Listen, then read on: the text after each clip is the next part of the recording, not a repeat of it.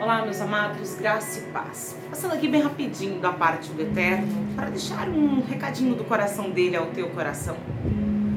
Nesse dia de hoje tão maravilhoso, mas a realidade, ela às vezes nos traz dor, choro, lágrimas, que às vezes não rolam aqui, mas aqui dentro, ó, o choro é terrível, a dor.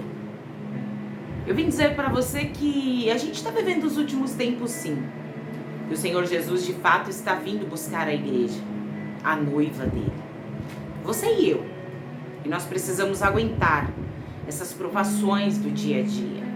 E precisamos aguentar até mesmo a afronta que o inimigo da nossa alma, que é o inimigo espiritual, lança dardos inflamados para nos paralisar, para nos trazer terror, para simplesmente a gente dar vontade de chutar o balde e largar tudo.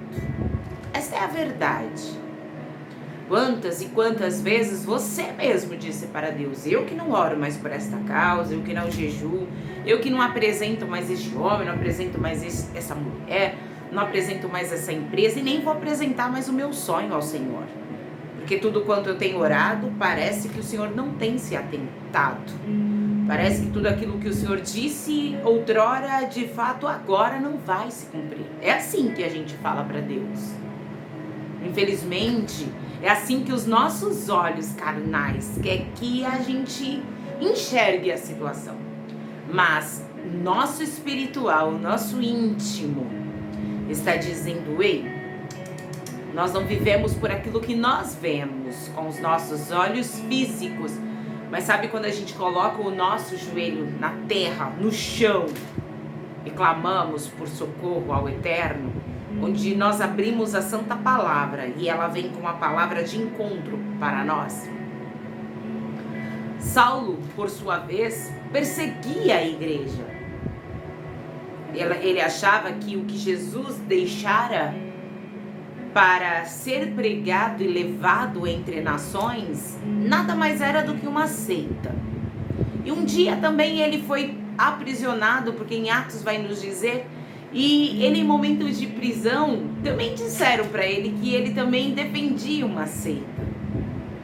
Mas o Senhor disse que Paulo padeceria por amor à palavra dele, o cuidado que ele teria que dar e ter com a Sagrada Escritura.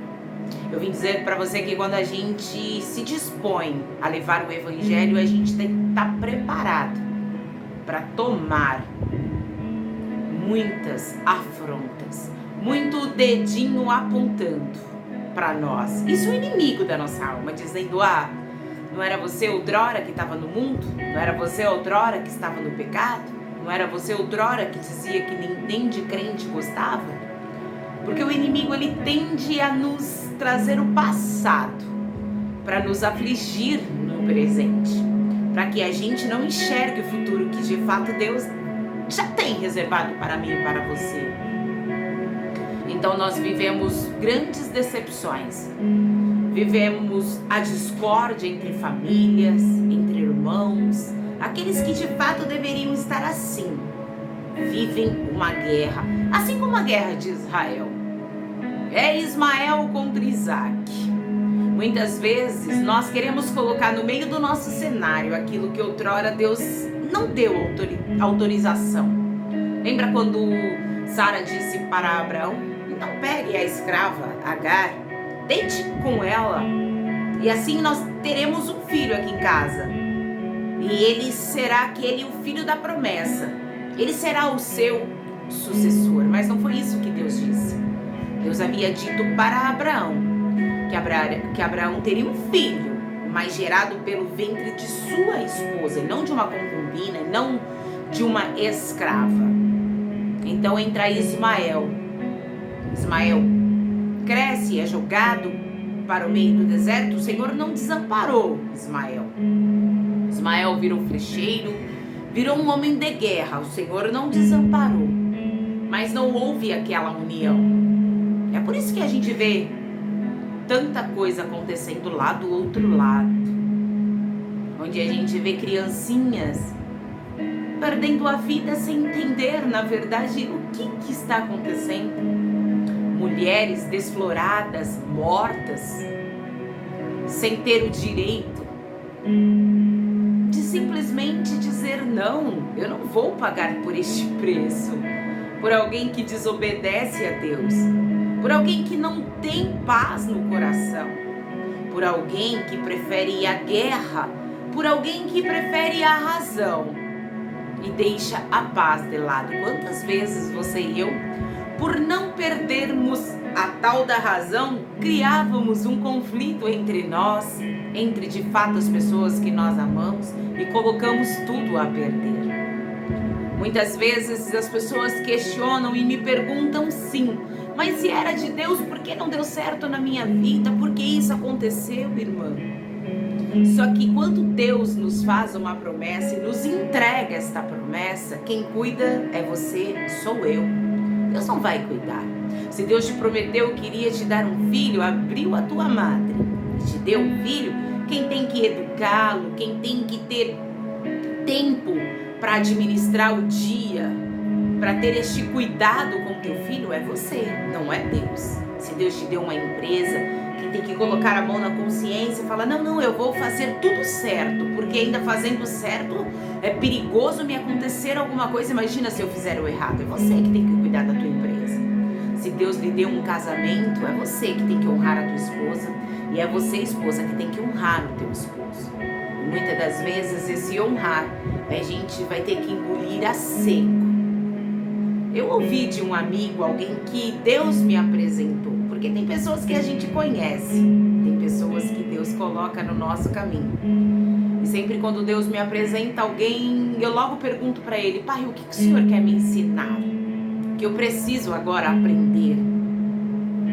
E eu conversando com esse senhor, um jovem senhor, digamos assim, ele me disse uma história de um sapo.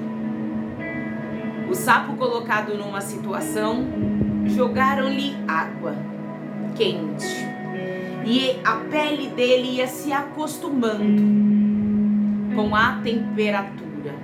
Então, conforme, mais ou menos isso, conforme a água subia a temperatura, ele se moldava à temperatura, até que a água ferveu e ele foi enrijecendo e foi se adaptando àquela situação.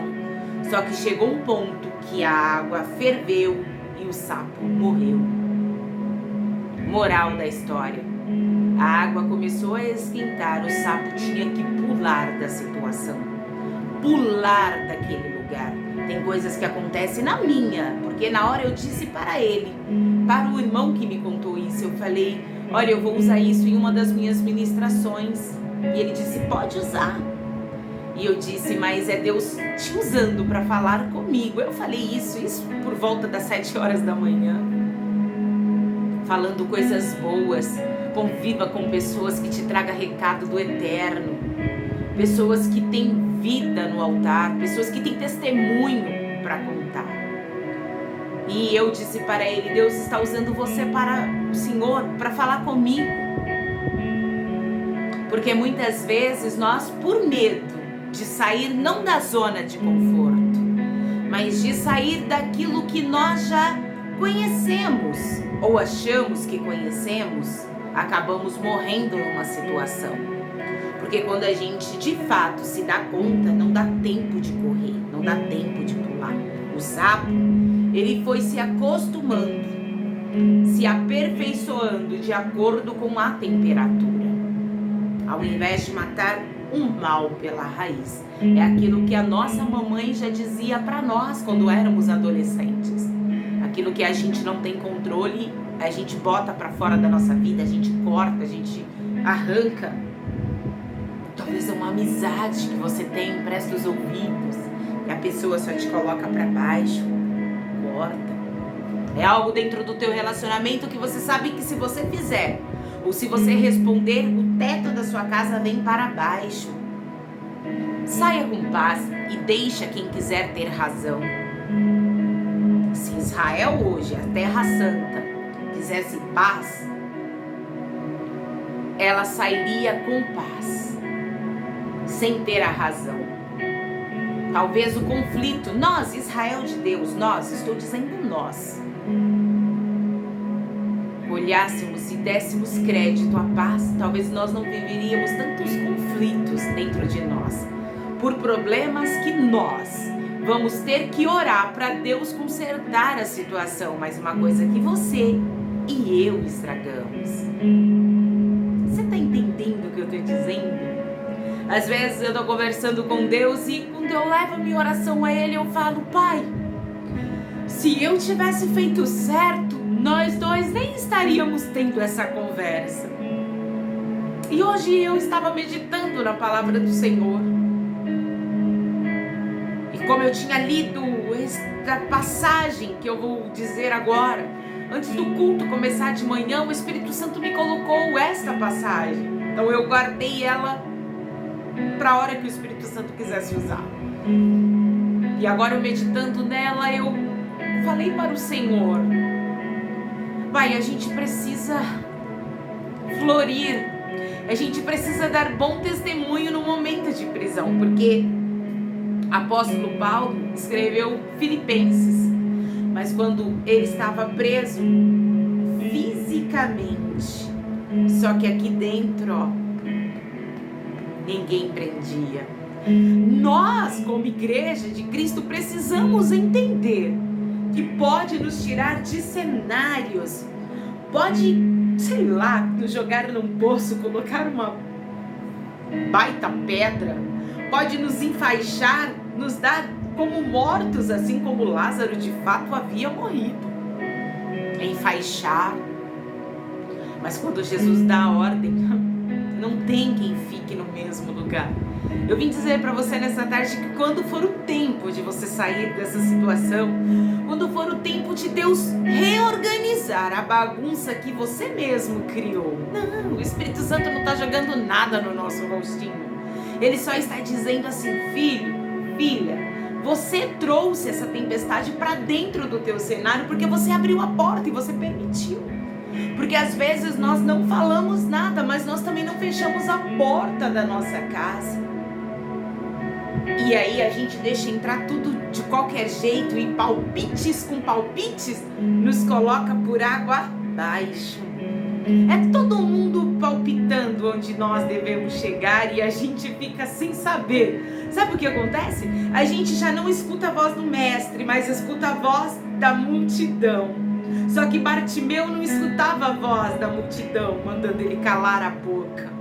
Ele simplesmente gritava mais alto, porque a voz de Cristo ecoava aqui dentro. Que voz era essa? Dos testemunhos que Jesus fazia por onde ele passava.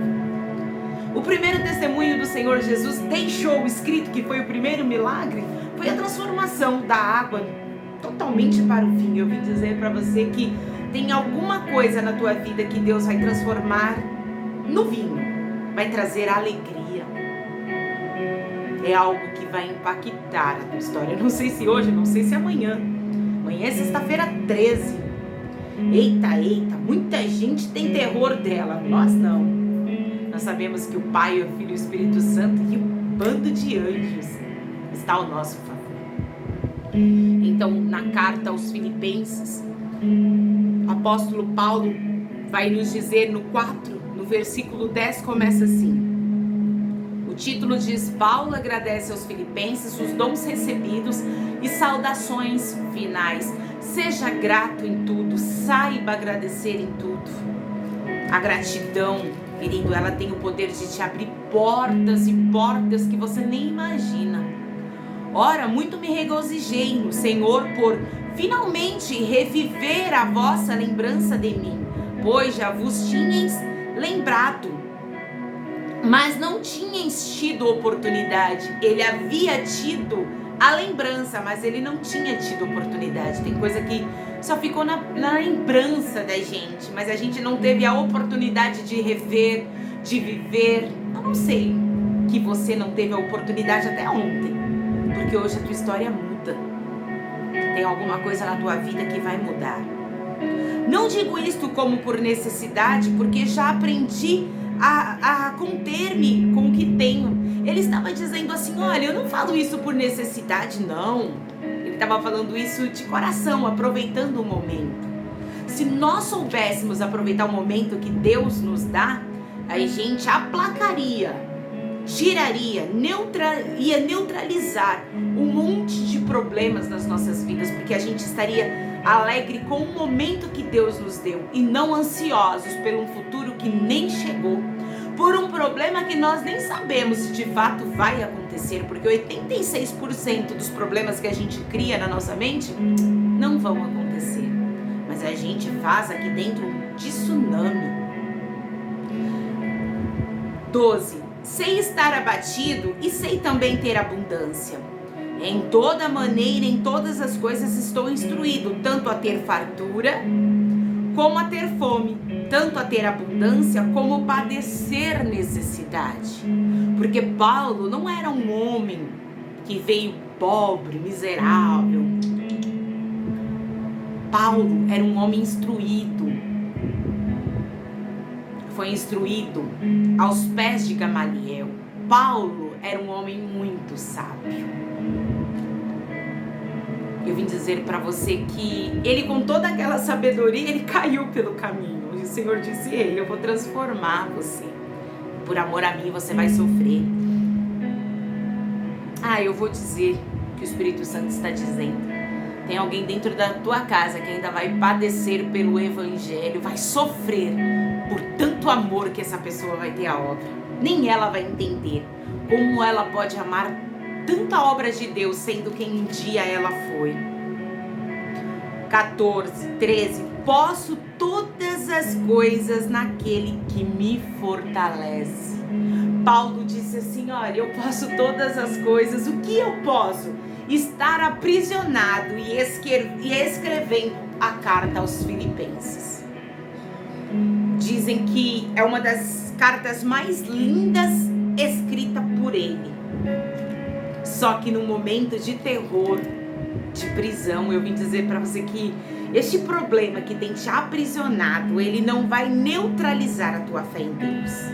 Ele não vai paralisar aquilo que Deus tem para você. Saiba hoje estar triste, abatido, desprezado.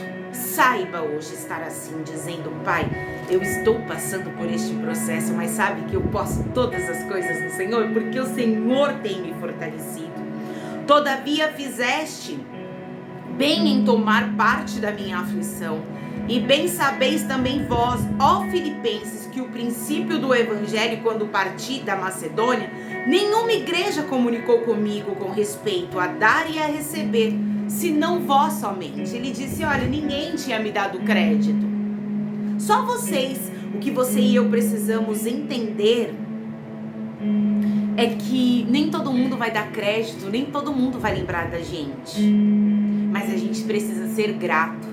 Quem decidiu ficar do nosso lado, nos ouvindo no momento de prisão, no momento que estávamos aprisionados. Porque ele escreveu esta carta aos Filipenses, mas ele estava preso.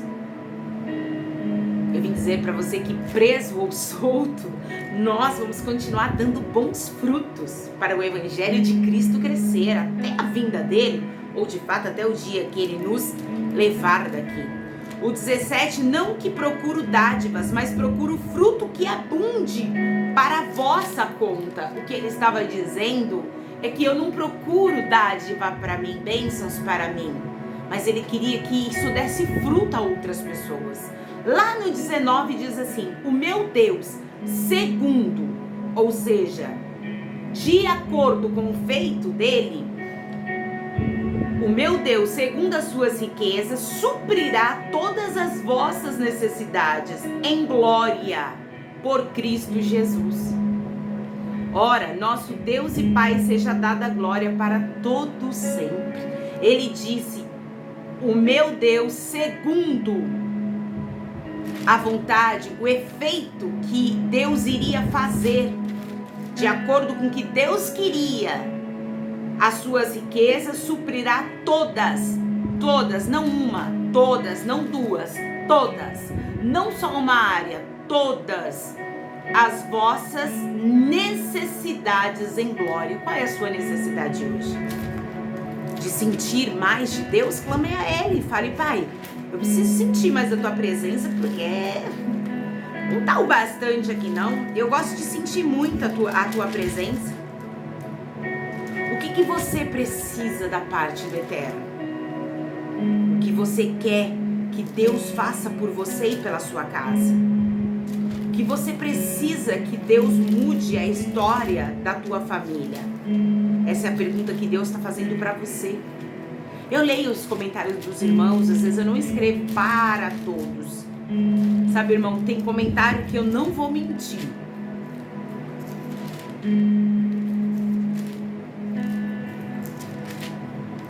Eu até choro quando eu leio.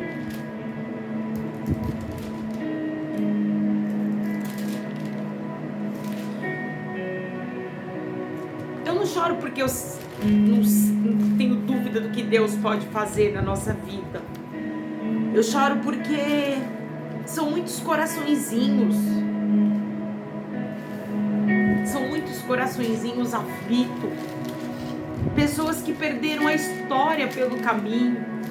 Pessoas que vão dormir chorando e acordam desesperados.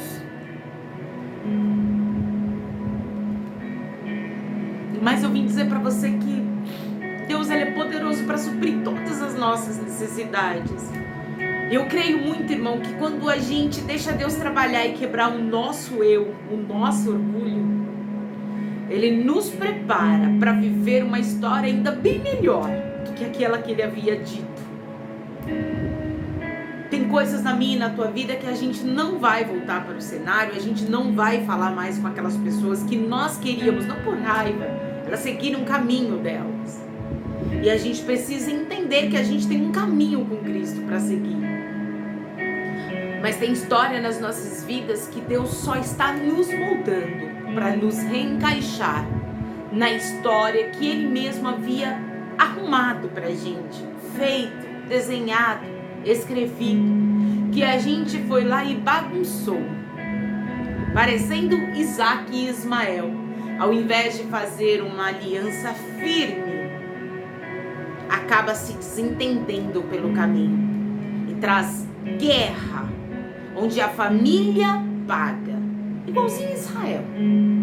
Crianças inocentes pagando por um erro, adultos, de adultos. A nossa família tem sofrido. Eu não posso tapar o sol com a peneira. Eu não posso deixar de dizer também que a gente não está passando só uma provação porque Deus está nos moldando. Eu tenho que dizer que Deus está nos provando porque nós erramos pelo caminho. E nós precisamos ser trabalhados. Ele não vai abrir a porta para nós antes de consertar a gente. O problema é que muitas das vezes a gente ora para Deus consertar os nossos irmãos, os nossos pais, os nossos sobrinhos, ou você ora muito para Deus consertar o teu marido, consertar a tua esposa.